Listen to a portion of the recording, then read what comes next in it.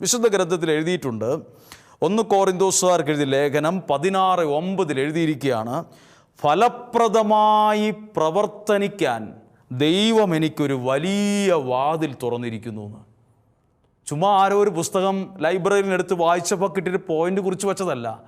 ഒരാളുടെ അനുഭവം പൗലോസ്ലീഹ പറയുവാണ്, ഫലപ്രദമായി പ്രവർത്തിക്കാൻ. ചുമ്മാ എന്തെങ്കിലും പ്രവർത്തിക്കാനല്ല, വിജയിക്കുന്ന ചില പ്രവൃത്തികൾ ചെയ്യാൻ. അതാ ഫലപ്രദമായ പ്രവൃത്തികൾ ചെയ്യാൻ ദൈവം എനിക്കൊരു വലിയ വാതിൽ തുറന്നിരിക്കുന്നു എന്ന്.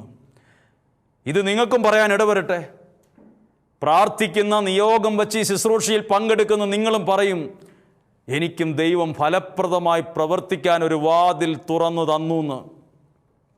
നിങ്ങളുടെ കുഞ്ഞുങ്ങൾക്ക് വേണ്ടി ഈ വാതിൽ ദൈവം തുറക്കും. നിങ്ങളുടെ ഭാവിയെ നോക്കി ദൈവം പറയുന്നു, ഈ വാതിൽ തുറക്കും. നിങ്ങൾ തള്ളി നോക്കിയിട്ടും മുന്തി നോക്കിയിട്ടും ആരോഗ്യം വെച്ച് നോക്കിയിട്ടും സ്വാധീനം വെച്ച് നോക്കിയിട്ടും ഒക്കെ ഇത് അടഞ്ഞു തന്നെയാണ് കിടക്കുന്നത്. ചവിട്ടി നോക്കി കുത്തി നോക്കി തുറക്കുന്നില്ല. ഇപ്പോൾ നിങ്ങളാകെ പേടിക്കുന്നു. ദൈവത്തിന് തുറക്കാൻ പറ്റും. വിശ്വസിക്കുന്നെങ്കിൽ ഈ വാതിൽ തുറന്നിരിക്കും.